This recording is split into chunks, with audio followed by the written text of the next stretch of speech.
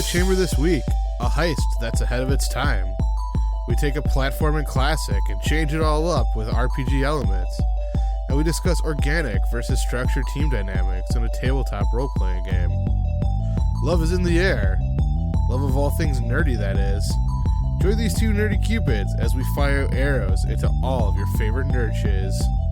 All this and more on Fandom Roulette.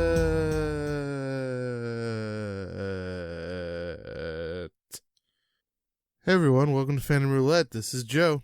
And I'm Cody. Hey Cody, what how have you been, my man? I've been good. How about you? Oh man, I've been golden.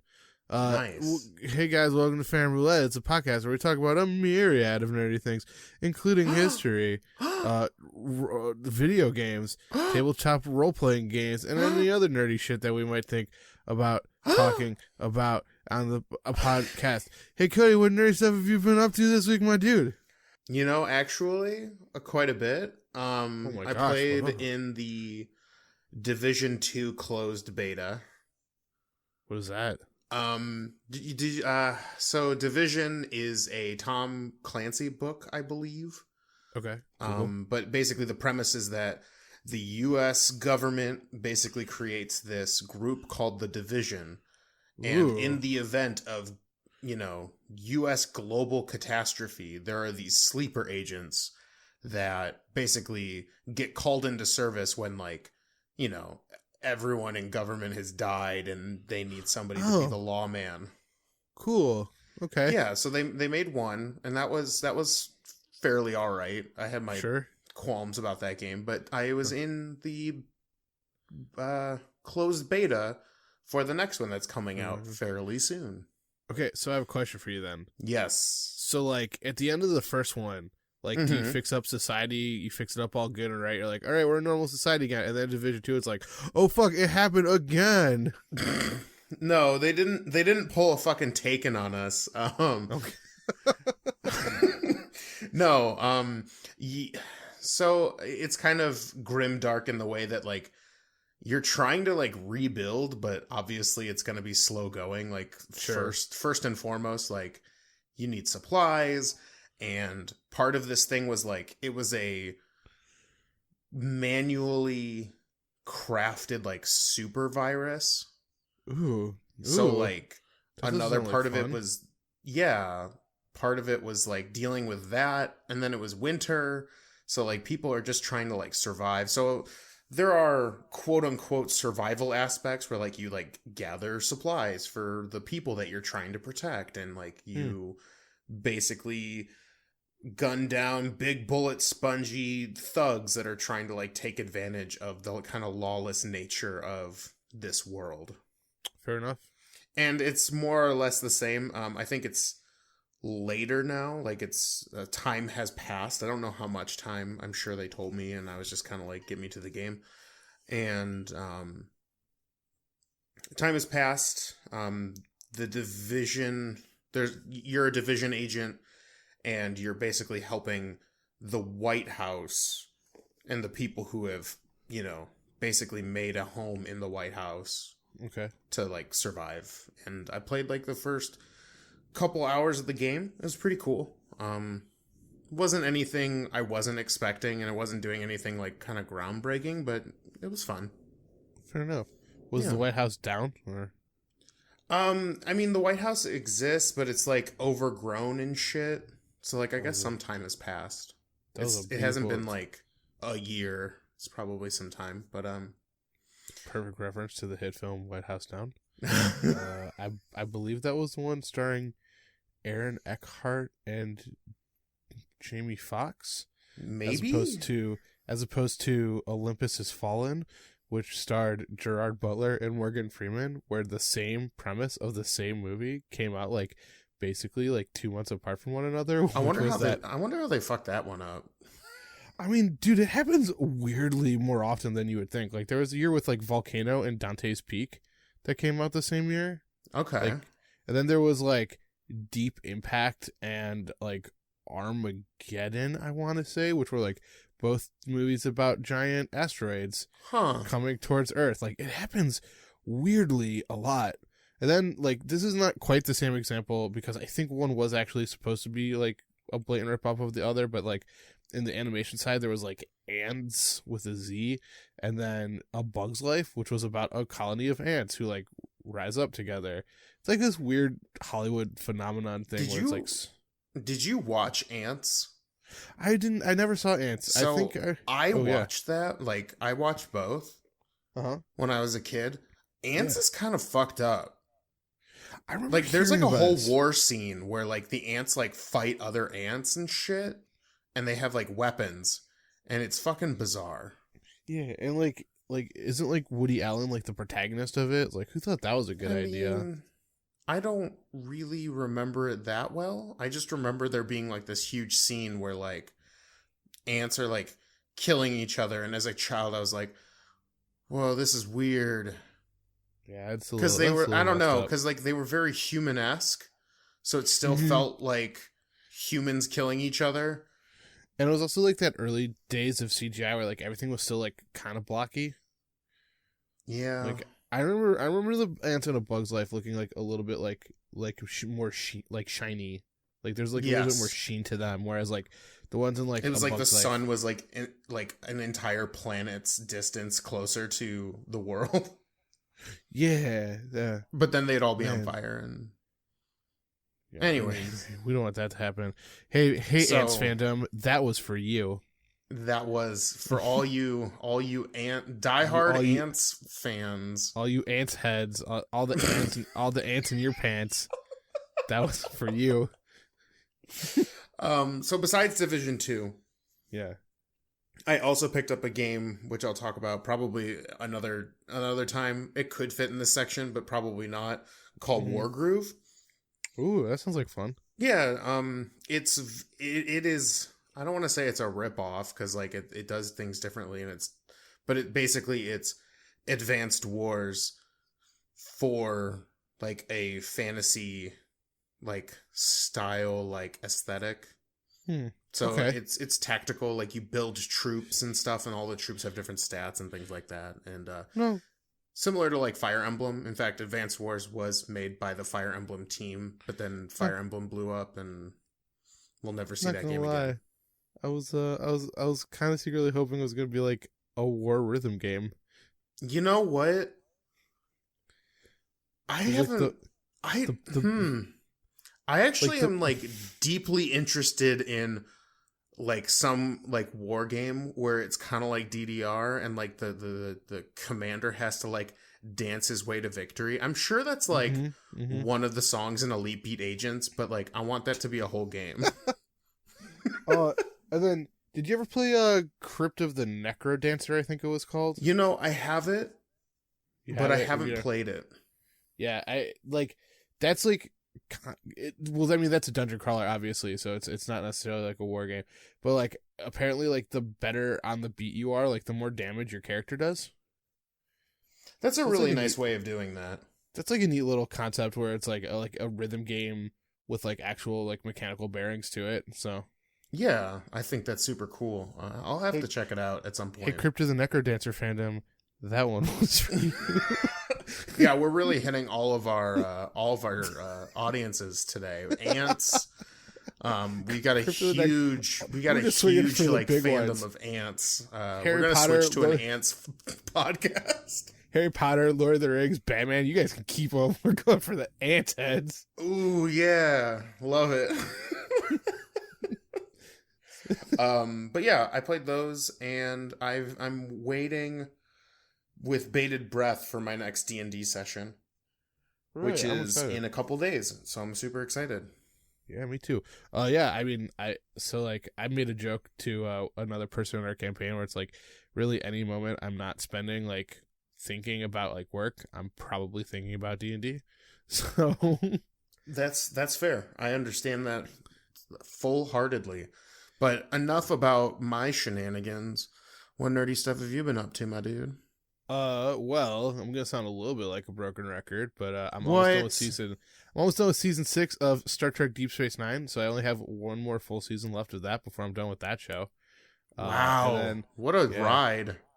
And then that means I'll only have 2 more full series of television programs to watch before I'm all caught up with Star Trek.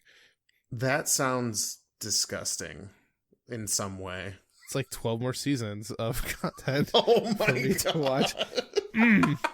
So it took me about a little over a year to watch Deep Space Nine. So yeah, it would probably take me about like another 2 years or something like that. I mean, of course, I've been watching like other things intermittently with them as well. Sometimes we'll watch some comedies to like, you know, cool down, or like other things that I find that are like, oh, that looks interesting. Yeah. Oh, and I saw Incredibles 2. They dropped that shit on Netflix, so I watched that for. Oh my gosh, I saw that at work too. Yeah. Wait, I think it was is that the one where Mrs. Incredible is like an agent and she's trying to find the cyber bully? The screen slaver? Yeah. Yeah, that guy. Cyber bully.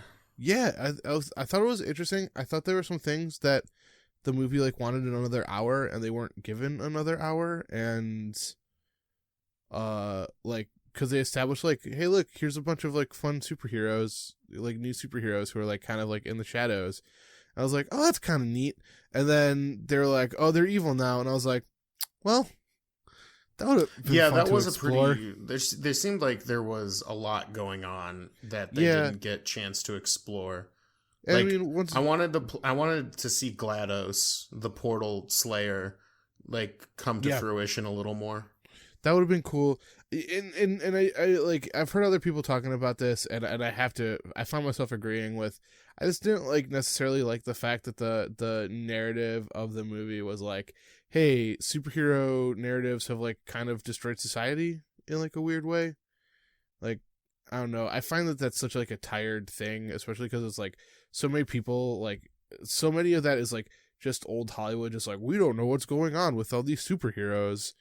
So, I mean, who watches The Watchmen, if you really think about it? It's a good point, Cody. I you know, who does watch those Watchmen? Yeah. Oh, speaking of Watchmen memes, did you see the images of Will Smith as the genie from the live action Aladdin movie that's going to come out? I have seen them, yes. Yeah, people are like splicing that into like Watchmen panels. Oh my god, that's so good. Yeah, specifically where it's like, I no longer wanted to like live on this planet anymore and things like that. So it's like him standing on Mars. Oh, that's so good. I love it. Yeah, it's pretty good, you guys. Oh. So anyways, yeah, let's get into the content outside of all that amazing content we had just done. No, tell me about heists and shit. Oh yeah, we're talking about heists this week. Yeah. Just kidding. I'm calling an audible. Oh. What? How dare you? Did Joe just say a sports word on this nerd podcast? You know, I still don't know what that means. Okay, so basically calling an audible is like when you set up for like a particular play in like football specifically, and then like at the last second, like you say it and everyone like shifts around and you like secretly had another play planned, and it's designed to screw up their defense because their defense has like planned for one thing and you're trying to do another thing. Wow, we have alienated our entire audience. The Antz and the Pants fan base are not here anymore. They left. Oh my god. Hey, to quote the Four Gregs, which is of course the spin-off of T-Girl Squad, which is of course the spin-off of Strong Bad Emails, which is of course the spin-off of HomestoreRunner.com. Fantasy football still counts as fantasy. Yes. I love that that's a spin-off of a spin-off of a spin-off. Of a spin-off. I cosplayed that last year at the Cleveland Comic-Con, and boy howdy did I have a fun time explaining to people that I was a character who was a spin-off of a spin-off of a spin-off, and by the time I got to that point they had already like moved along. I was like, cool, thank you. Yeah, I mean, to be fair, if I didn't know and I wasn't like that invested, I would have done the same thing. I know, but it was anyway. Yeah. So I'm calling it audible. We're not talking about heists this week. What? We're talking about Cody. I was looking at the calendar. I was like, wait, we're recording on Wednesday, the day before Valentine's Day, like the most romantic day of the year. I was like, oh man, it's so romantic. I should probably do something to commemorate this day of St. Valentine's, this day of romance. So of course we're going to be talking about the St. Valentine's Day Massacre. Woof. So yeah, in 1929, on Valentine's Day, there were 7 members and associates of the Chicago's North Side Gang who were gathered in a Lincoln Park garage on the morning of Valentine's Day, where they were mowed down by 4 unknown assailants using Tommy guns. So yeah, happy Valentine's Day. Nothing says love like gunning somebody down in a parking lot. It's true. Well, here's the thing. I'm it's gonna work. I promise. It's gonna be funny. I'm waiting for it. Hit me up. Well, here's the thing. Al Capone loved controlling the Chicago organized crime scene in the 20s and 30s. Yeah. So you said nothing says love more than shooting those guys down, because of course this was this resulted from the struggle between the Irish North Side gangs and the Italian South Side rivals, which of course were led by Al Capone, and this was part of the ongoing fight for organized crime to control the city of Chicago during Prohibition. Now here is the thing. No one knows who these dudes were who shot down these 7 guys in the parking garage. But there's a lot of people who think that they were members of the Egan's Rat Gang, who was a gang who was working for Capone. And there was also some slight suggestion that there might have been some involvement from people looking for revenge, because one of their there was a kid who was shot down, and so they were like, F these Northsiders. And so basically the way that it went was on the morning of St. Valentine's Day, basically there were a group of guys who were going to be meeting up on the orders of Bugs Moran, who was the leader of the Northsiders. And basically they all come together. They're led into this parking garage in the Lincoln Park neighborhood of Chicago's North Side, and they were shot. 2 of the shooters apparently were disguised as uniformed policemen, and that gave an air of legitimacy. Basically the thing about this was that no one was quite sure what was going on. People reported seeing people just kind of hanging out, and then all of a sudden you heard kind of chaos. There was evidence to suggest that Bugs Moran, whose real name of course was George Bugs Moran, was starting now I'm just imagining him as Rick Moranis. Oh, Rick Moranis. Yeah. Okay. Yeah, I thought you were imagining picturing him in my head with mobster attire and. See, I was thinking, when I said Bugs Moran, I thought you were going to think of him as an Antz from the hit film Antz. Come back, Antz Phantom. We miss you, Joe. Save all the good Antz things for the rest of the season. You don't have to blow it all in one episode. Oh no, I'm shooting my water right now. all ants all the time. Guys, welcome to Antz. It's a new podcast about ants. Hi. Yeah, every week we're gonna watch interview the movie Antz with a Z, of course. What a nightmare that would be. Please stop messaging us to watch A Bug's Life. Never gonna fucking happen.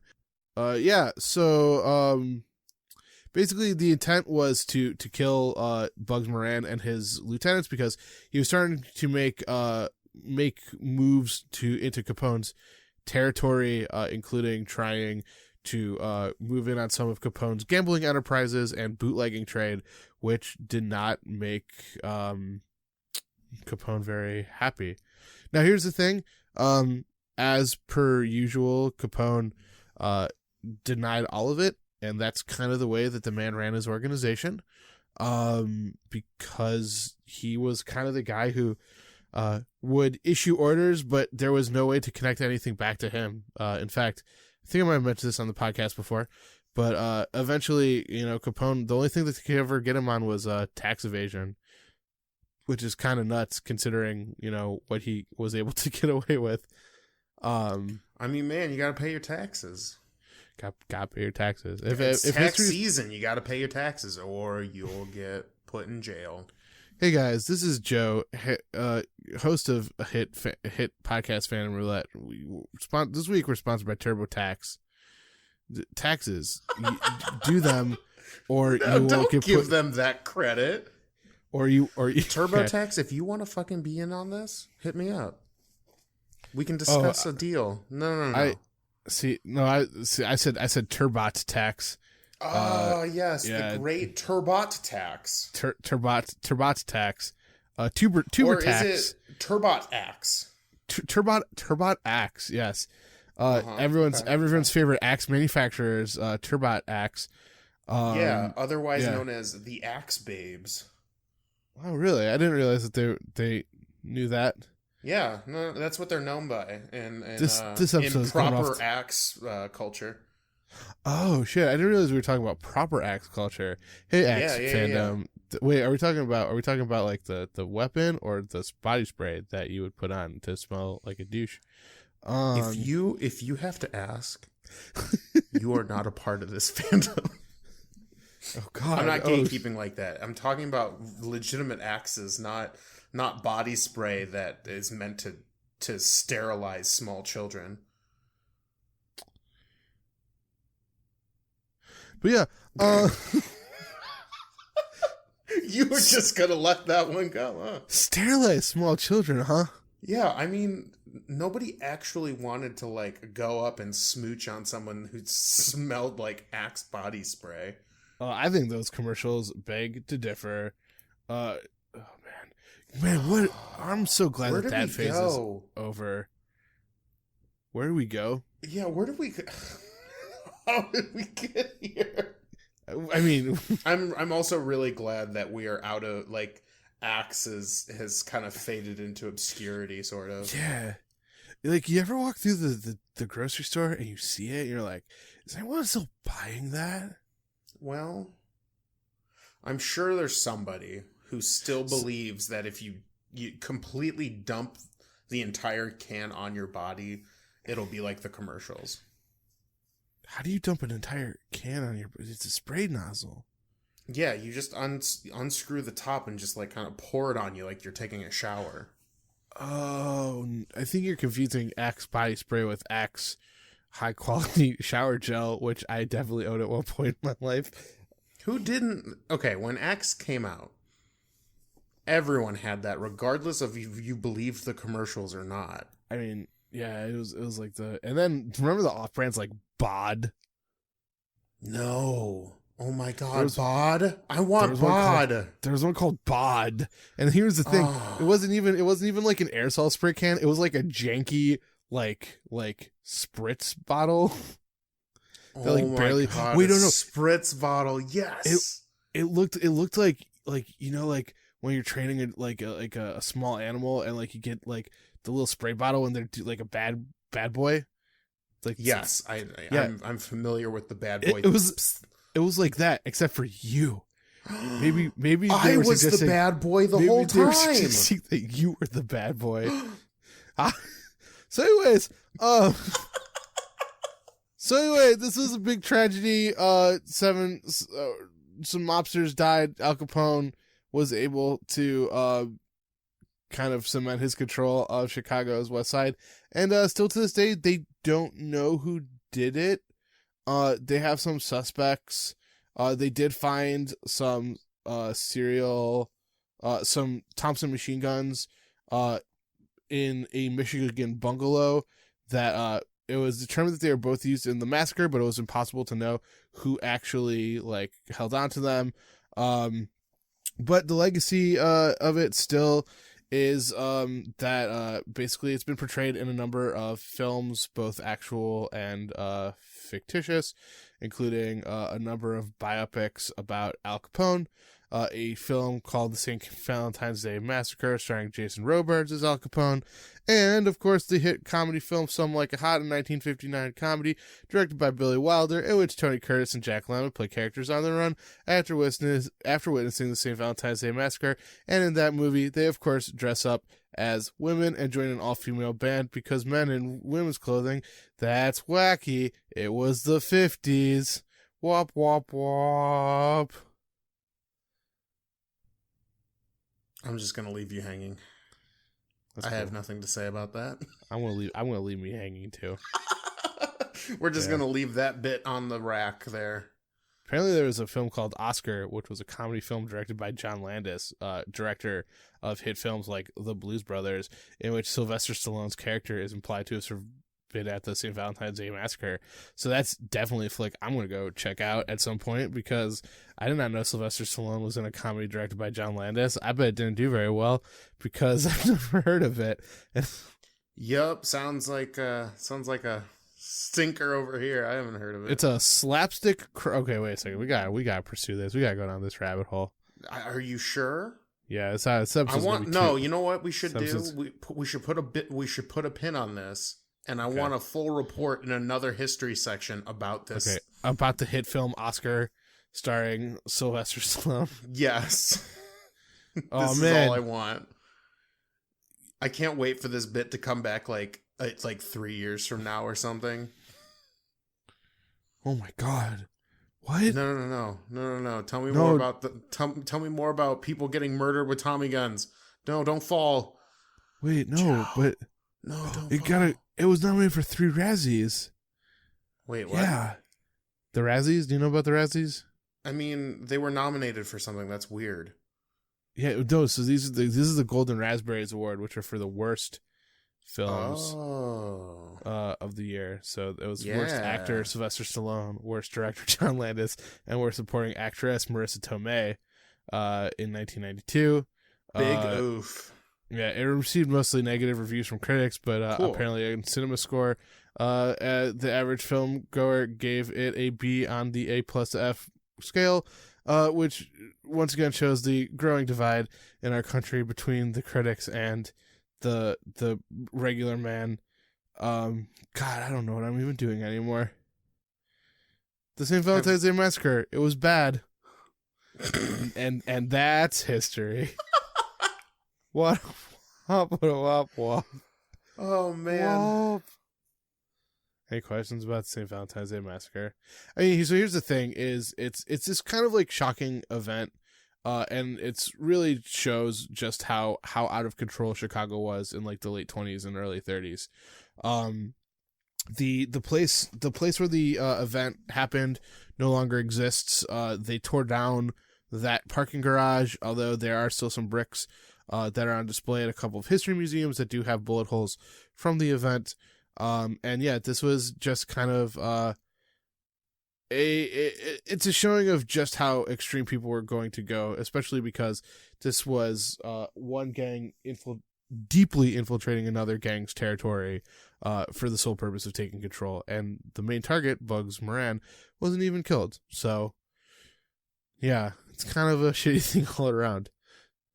Damn, I didn't realize that organized crime had gotten so, like, what's the word I'm looking for? Like, it was violent, but like on such a publicly violent. Well, and I think that's the thing that really distinguishes like the 20s and the 30s from a lot of eras, is that it was just like it was a daily occurrence, and no one was quite sure what was going to happen. Like, no one was sure if it was even going to be stopped.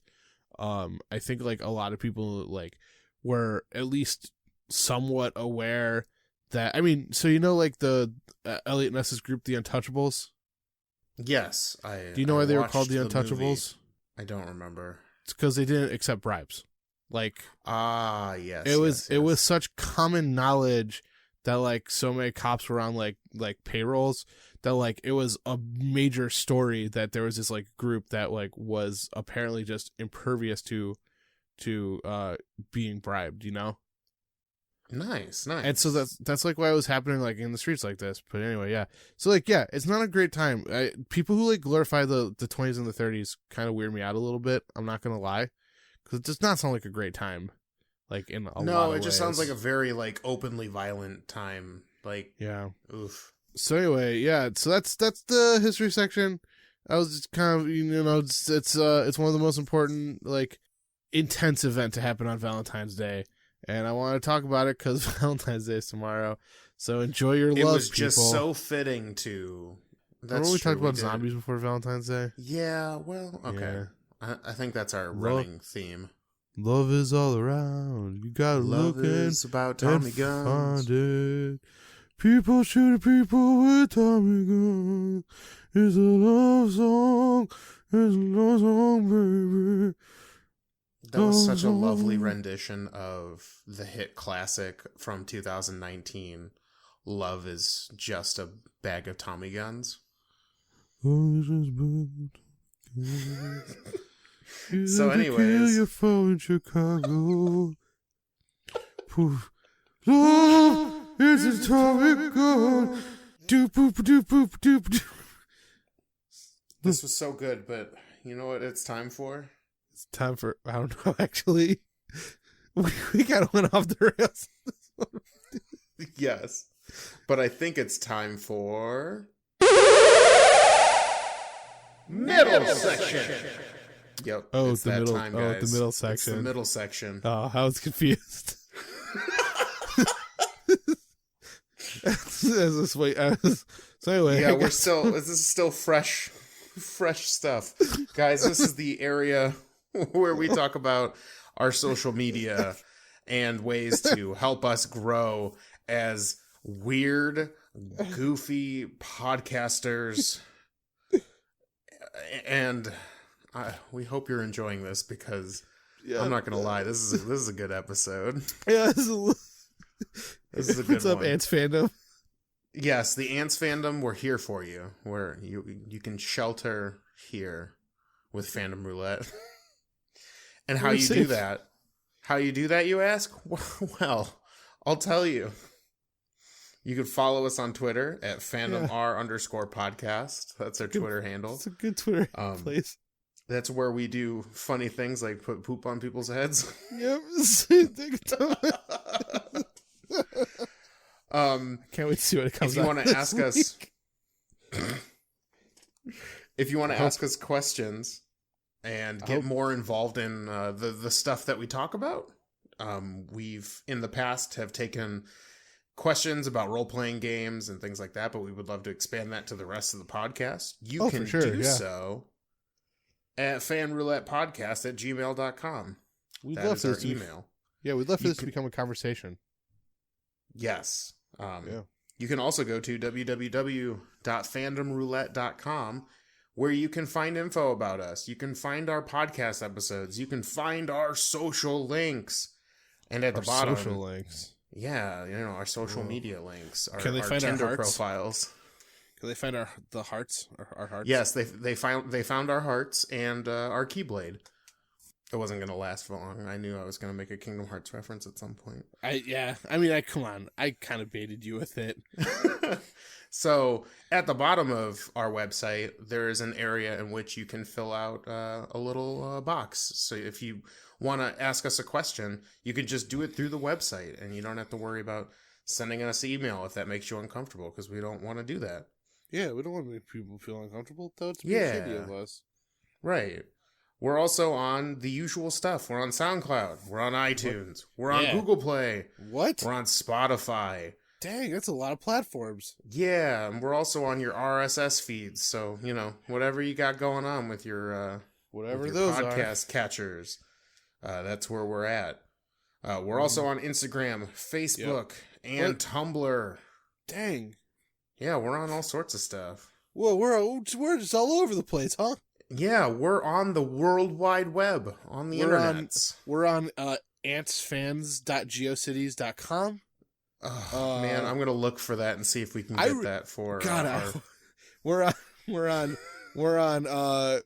cryptothenecrodancer.angelfire.com. Ooh, yes. Obviously Angel Fire, yeah.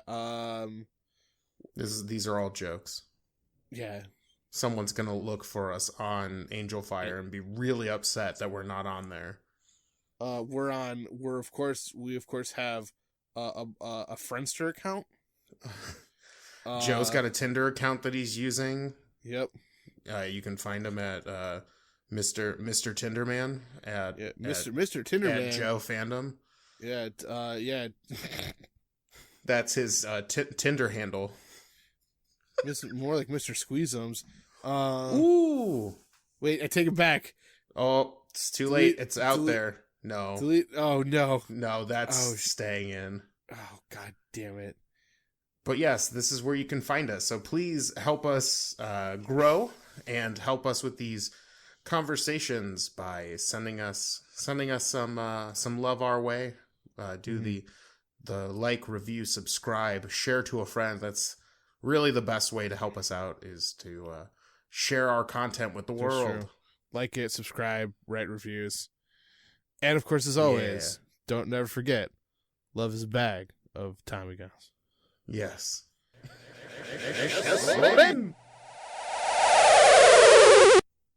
And we're back. All right. And we're back, guys. Oh man. I know we're a little off our kilter today. Yeah, so we're going to keep this tight. I'm going to try to keep the next two sections rather shorter. Like 2.5. We got video games to talk about. Oh, now you have me doing it. Yeah, right. Guys, English might be my first language, but I speak and write it like it's my third. So that's pretty funny. Oh man, who's that in the room? Yeah, who did you bring to the office this week? Oh man, well, if you're here in the room, you'll hear that if I sit down on his back, a sick bongo track comes into the soundtrack. What? Yoshi. Ah. Oh hey, what's up, Yoshi? Oh, yeah. Yep. All about that. Whoop. That's a whoop. Was that better? Was it a little bit lower pitch than that? Whoop. when his tongue goes out. Whoop. Whoop. No. It's good. Somewhere in there. I'm close. Whatever you're doing, no more. Yes, he was video games, Cody. Tell us about Oh, well, shit. That's why I'm here. Oh man, thanks, Cody. He's looking really pissed off. He's about to turn me into an egg and then throw me at a villain to reveal the last sunflower or whatever you had to do with that fucking game. Right. Well, Yoshi, it's great that you're in the office today because we're talking about a game that you are in. What? Yoshi's so excited. He's like, yeah, he's doing a peace sign weirdly. Okay. But we're talking about Super Mario RPG, Legend of the Seven Stars today. Yar, 7 stars. I don't know why it got piratey at the end there. Are these metallic stars? I mean they look metallic in the game, but they don't specify. It's just I'm gonna stop interrupting you. Go ahead, Cody. So Super Mario RPG, much like this video game section, is about the JRPG genre and how it's how it's very different from your Western based RPGs and stuff like that. And Super Mario RPG is a goofy one, that's for sure. It's perfectly in the episode, right? And it's actually really funny that we brought up things that came out at the same time as other things and that may have ruined and or been really weird, because this game came out 4 months before the N64 released in Super Mario 64. Whoa. That's Which crazy. is why this game, when it launched, didn't have the success that they were kind of anticipating for it, which is why it was such a fairly hard to find game up until about 2008 when they finally released it for the Wii. Interesting. But yeah, it follows the standard JRPG tropes. But you're in Mario and the Mushroom Kingdom, and you play as Mario, who is on his way to go see Princess Peach. Whoa! You play as Mario? Yeah, you do play as Mario. That's crazy. Has anyone ever done that before? I don't think Nintendo's done it up until this point yet. It's a very new thing. Yeah, it sounds good. So you're playing as Mario, and you're going to Princess Peach's castle when all of a sudden to get some of that birthday cake. Yeah, well, cake's a euphemism for sex. Valentine's Day. Yeah. Valentine's Anyways, ASMR. So no, we're not. This is our second podcast. We are an Antz podcast, but we're now also a Mario ASMR podcast. More like Antz ASMR. Anyways, and Mario. And so this is an RPG where Mario's got to fight Bowser as per usual, and a new enemy that they introduced called the Smithy Gang. Ooh. And their sword, which had a very fucking bizarre name that memory's escaping me right now. It's not important. Was it Sword Boy? Yes. Was new it name, Blady? Sword Boy. Was it Sharpie? Yes, it was Sharpie. Super Sharpie McStabster. Whoa. Yeah. That's a fucking cool name. Yeah, and in this game, you had, like I said, as an RPG, you had it was turn-based, so, cool. Someone would take a turn and then the enemy would take a turn and back and forth like that. But what was neat about this game is it kind of introduced the new, what would eventually become pretty staple for like the weird, bizarre Mario games, was like an action command style battle system.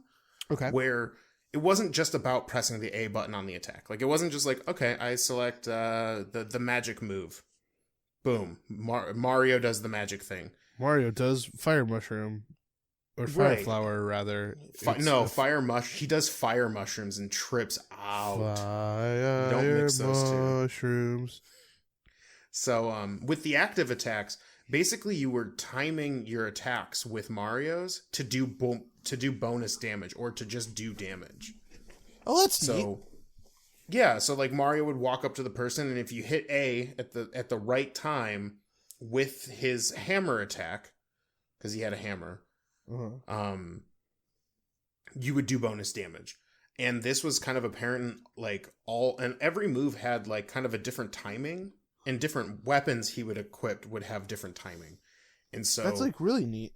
Yeah, it's kind of at least in 1996, pretty revolutionary. Yeah, because like up until that point, like with a lot of like JRPG specifically, it was like choose a command out of a list of commands and then watch your character do that thing. Whereas exactly, like it was so monumental, and all of them had different timing. Like, it wasn't all just the same. Like, it wasn't just kind of like a repeat or a rehash of like the same thing over and over again. They introduced two characters that at least the Super Mario RPG like fan base really love, which is Gino and Mallow. Gino is a toy doll with a gun arm. Nice. Yeah. Talk about child's play. Yeah. Well, let's not talk about the remake. All right.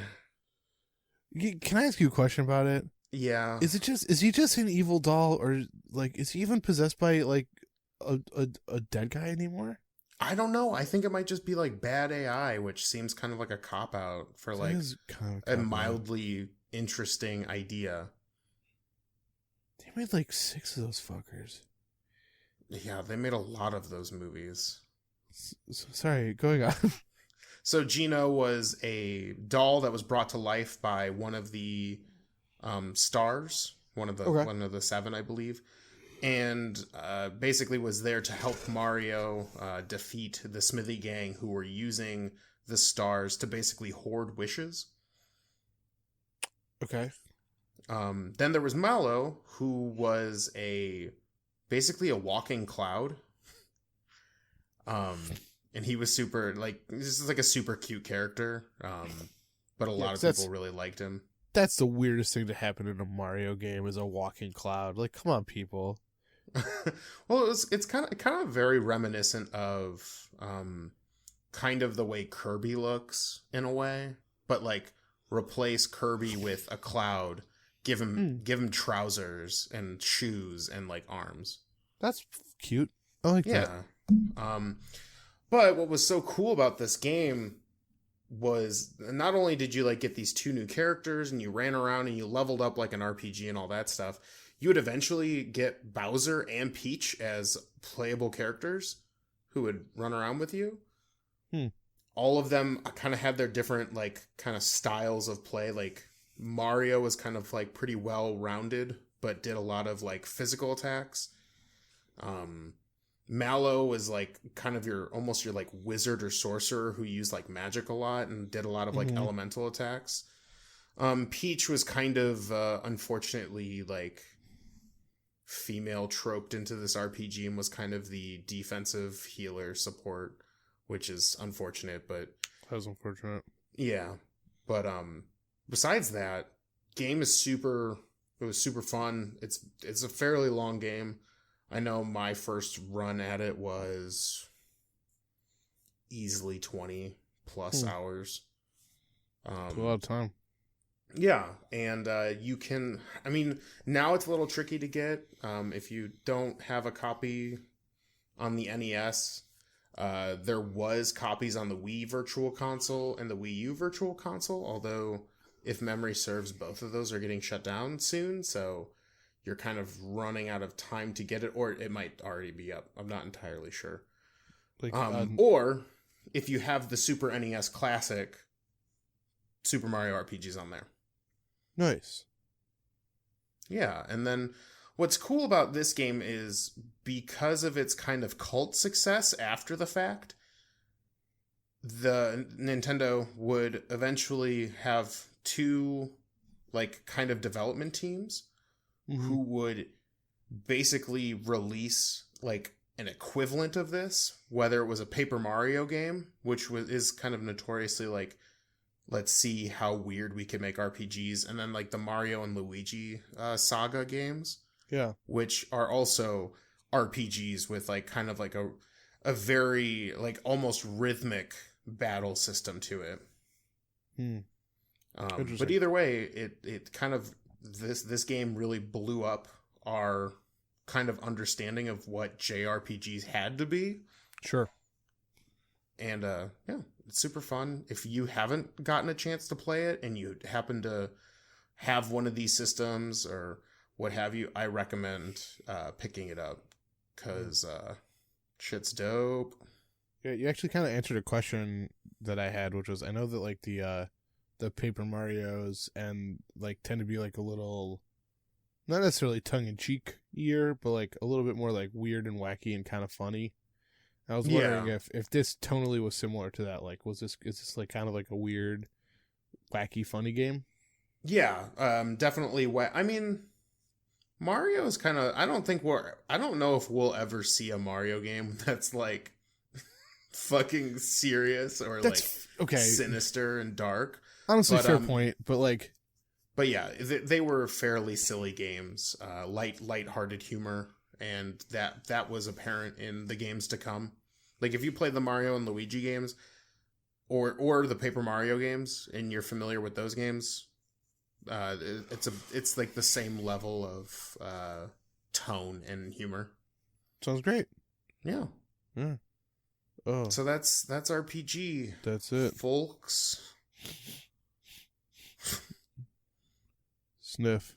Sniff, sniff, sniff, sniff. Oh. Sniff, sniff, sniff. Sniff, sniff, sniff. Oh, man. That smells like a bad thing. Boy howdy does it smell like a bad thing. You know what it also smells like? It smells like a dumpster youngster. Ooh. Yeah, the new hit thing, Dumpster Youngster or Waste Cherub. I love all of these, actually. Or Trash Tyke. Trash Tyke, yeah. Yeah, all of these. Refuse, nephews.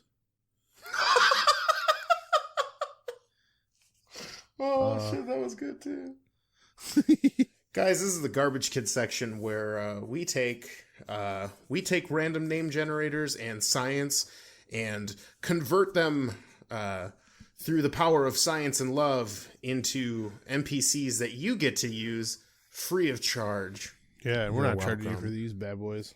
Nah. These are free of use. Thanks, Turbot X.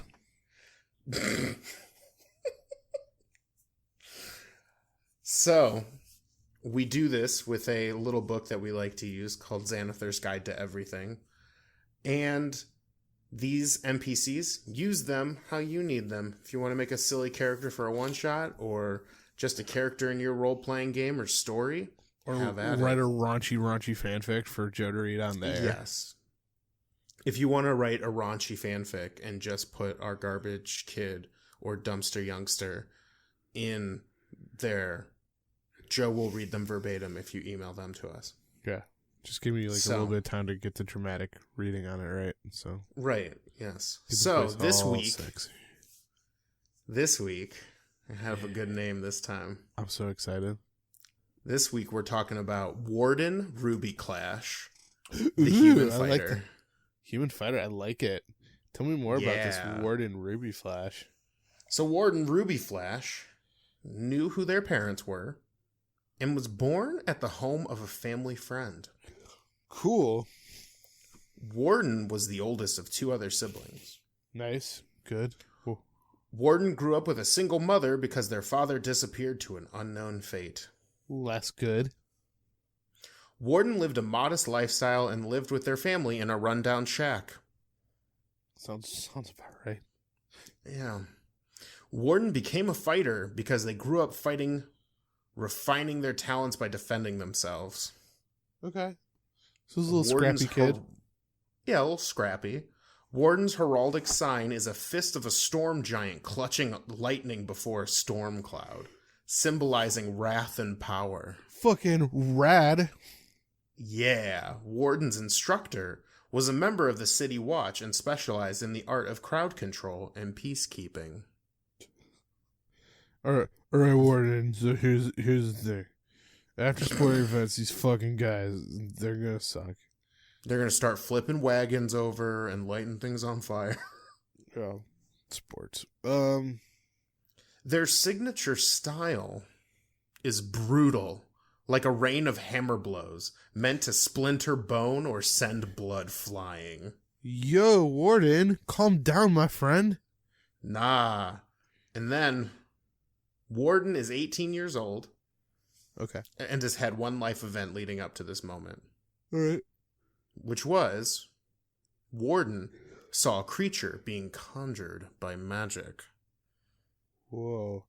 Yeah. I'm pretty sure that was the same thing that my dude last week saw.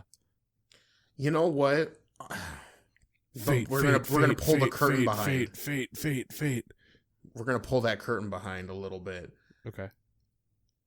I rolled so many things that happened last week that I had to re-roll this character several times. Oh wow, that's crazy. Warden Ruby Clash was a half what was the race of yours last time? Half orc. Yeah, it was ridiculous. It started to sound like the same person. It was a Triton because I rolled the 100. Oh, that's right. Yep. But outside of that, I'm sure it sounded yeah. So the question we ask ourselves is, would our Trash Tyke go into Hot Topic, and would they buy something? I'm going to give a bit of a controversial answer. Hit me. I think they're going to walk right by the Hot Topic. And what's that? They're going right into Spencer's Gifts. Whoa, what? And they're gonna buy one of those t-shirts that make it look like they're a buff dude, wearing a Speedo. And something penis shaped. I don't know why. Wow. I don't know why. I feel like that's her style. What do you think? I'm a little different, but I'm closer to you than I don't think Warden buys from ye old Hatu Tapiku. Ooh. But I do think Warden has gone in from time to time, just to see if maybe that's their style, you know? Yeah. But then then tears up the store in a bout of wrath and power, and it's just like, nah, I gotta go to Spencer's and get that buff Speedo shirt that I've always wanted. Yeah, that was a good garbage kid. That was a very lovely waist cherub. I like waist cherub. I don't know, that one speaks to me. I just love cherub.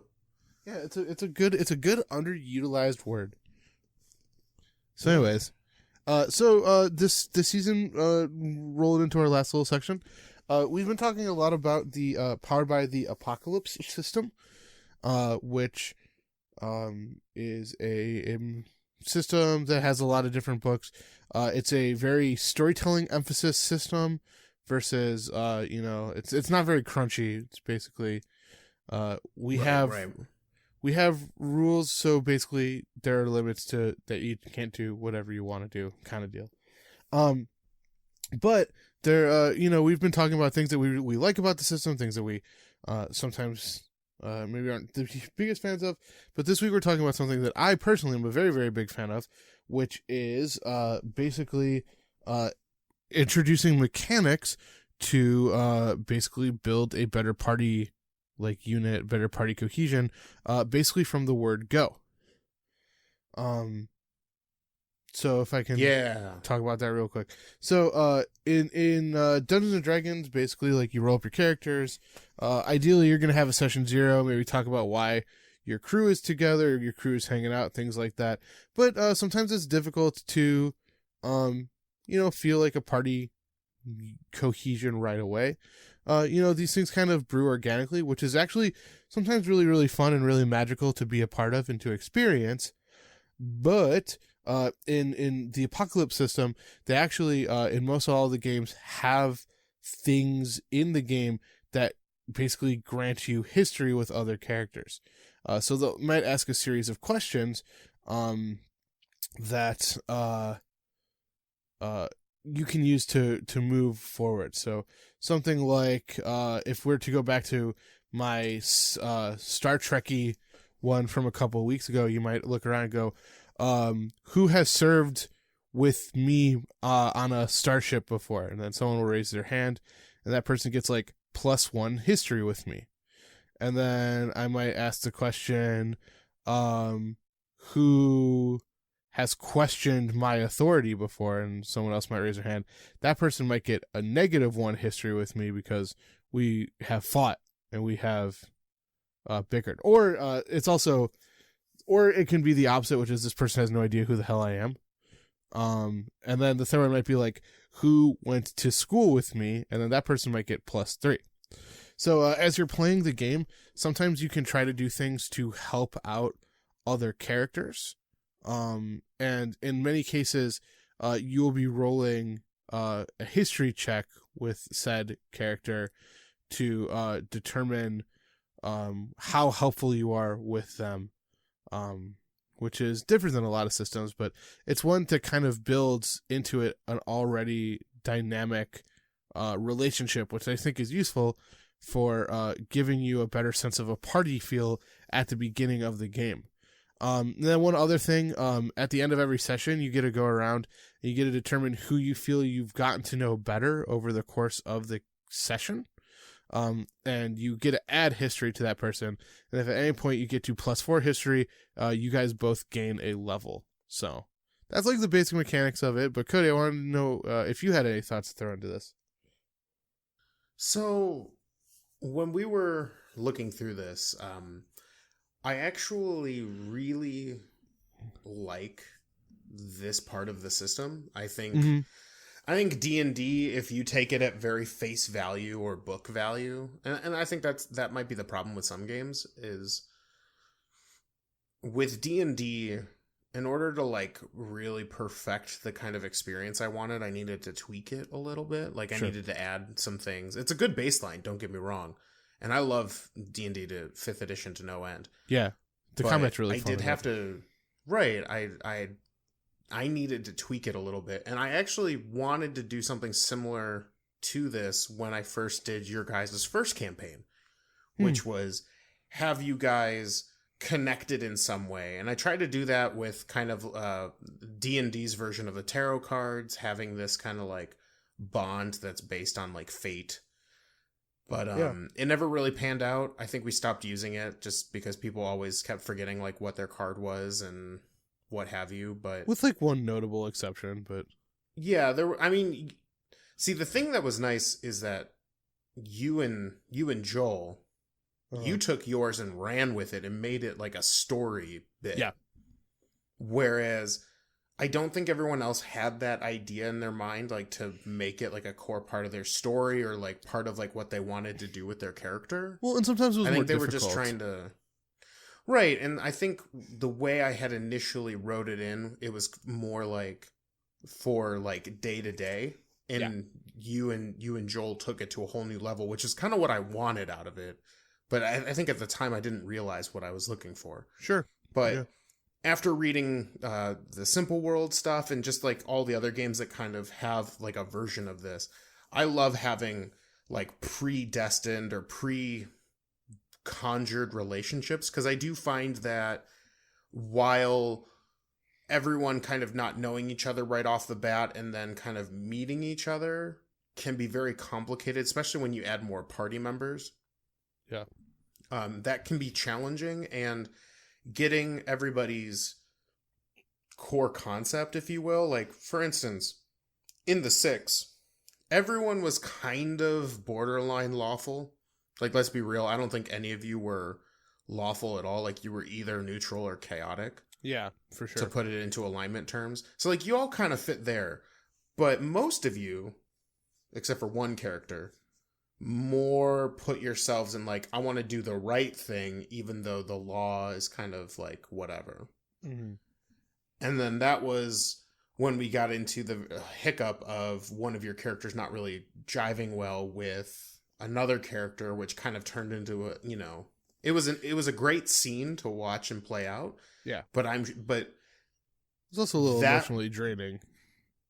Oh, of course. And that only works when you're playing with a group of people who are pretty good friends, or people who are capable of leaving things at the table and leaving it as like, that wasn't me like attacking you. That was like just an in-character thing. So having this sort of relationship system where you find out like, who are you really close with? Who are you kind of at ends with? Kind of builds that beforehand. And that can be really nice so that you don't have to like organically try to conjure that up as you play. Yeah. I also think it's really helpful for new players of like a role-playing game system. Oh, absolutely. Especially because I feel like, and feel free to disagree with me on this one, I think that a lot of times people's first couple of characters sometimes can tend to be a little bit on the edgy side. Because like I think a lot of our media tends to have, like edgy characters in it, right? Like the lone wolf or things like that. Which sometimes doesn't vibe with like a D&D dynamic, but yeah, I mean, I think I think it's definitely a just media thing in general. Like there's usually like, we spend a lot of our time watching characters who spend a lot of time solo, and there's not so much media out there that's like taking a whole big group and pushing them through stuff. Sometimes it's like 2 characters. Sometimes we're happy to get 3, but like any more than that tends to kind of fall to the wayside in terms of pop culture. Yeah. I mean, I can think of, obviously there are, examples of where that's not right, but, in terms of what we see on the regular, I think that lone wolf mentality is kind of like, and to be fair, like at first glance, that's like an interesting concept, right? Yeah. But it's only an interesting concept for you. Because you're like the one holding the secret in, or like, you know, you're the one who's got the dark past, and then, you know, none of the other players get to experience that unless you like let them in. But that kind of goes against the lone wolf mentality. Sure. 100%. So, I mean, you can do it. I'm not saying don't play the lone wolf. I just think there are ways to do it so that your party's involved and it's a more interesting character. I would agree with that. Yeah. And it's actually kind of cool. This new group of characters that the original 6 have rolled up, all seem to be fairly team players, which is pretty cool.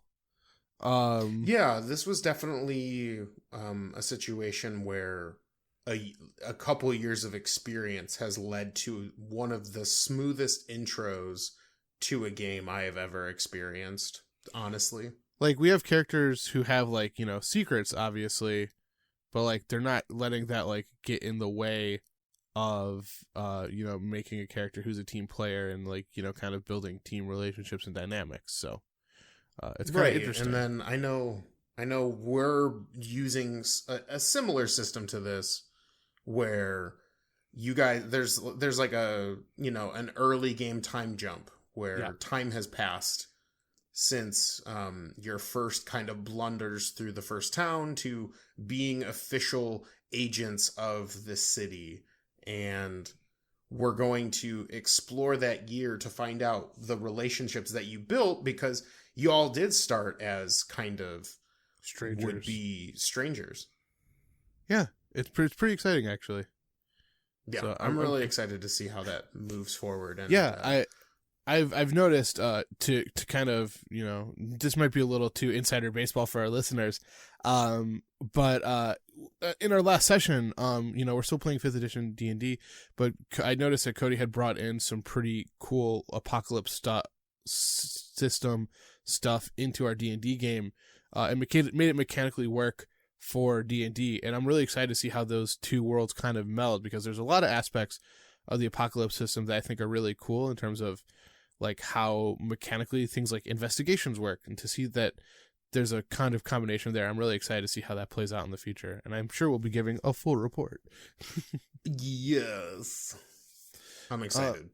But yeah, I think that, having things in play to better create a sense of party cohesion, I think is really important, not only because it allows your players, I think it adds a certain level of comfort too, so they're not too incredibly worried about, you know, maybe not fitting in or something like that, or maybe that's the character they want to play, but there are mechanics in place to kind of make it make sense in your world. So, it's a pretty cool thing, and I am pro it.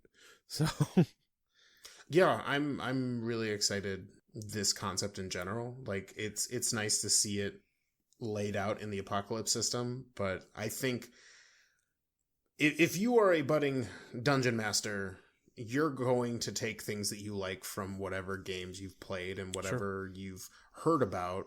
Like, I think one of my first mods to D&D 5th edition was something I took from a D&D live stream, or like a D&D YouTube video. So like, hopefully that us talking about relationships and how they can add that party dynamic that sometimes is hard to get in kind of a organic, or, you know, for instance, like one shots and stuff like that. It's easier to get that out in front. Sure. So that you guys can just play and know that, like, okay, yeah, we're like a team, instead of trying to like organically fit that in. Yeah. All right. Well, shall we wrap her up? You bet. All right. Thank you guys for listening to this episode of Fan Roulette. Yeah, this was a little bit of a silly one, but I had fun recording it. It was good. I like it. Please feel free to go back to the middle section to find out about our social media. Please tell a friend if something in this episode encouraged you or enlightened you. Please let us know. We'd love to hear back from you. And yeah, please, as always, rate, review, subscribe. These are all important things to getting us up those ranks and getting, you know, strangers into the mix as well. Because we love doing this, and we love doing this for you guys, and it'd be really cool to keep doing it for, you know, quite some time. So, Yeah, but signing off for this episode of Fan Roulette, this is Joe. And I'm Cody. And as always, stay nerdy. Stay super nerdy.